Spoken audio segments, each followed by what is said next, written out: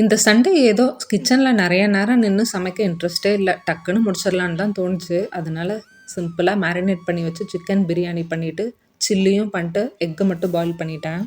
ஜில்லுன்னு இருக்க இந்த கிளைமேட்க்கு சுட சுட பிரியாணி சாப்பிடும்போது அப்படி ஒரு டேஸ்ட்டாக இருந்தது. பாப்பாவும் சில்லியை ரொம்பவே லைக் பண்ணி சாப்பிட்டா. சாப்பிட்டு முடிச்சுட்டு கொஞ்ச நேரம் ரெஸ்ட் எடுத்துகிட்டு ஈவினிங் போல் ஒரு குட்டியாக பர்த்டே ஃபங்க்ஷனுக்கு கிளம்பி போயிருந்தோம். லாஸ்ட் மினிட்ல என்ன கிஃப்ட் வாங்குறதுன்னு தெரியல. பேசாமல் ட்ரெஸ்ஸே எடுத்து கொடுத்துர்லான்ட்டு ட்ரெஸ் பார்க்க போயிருந்தோம்.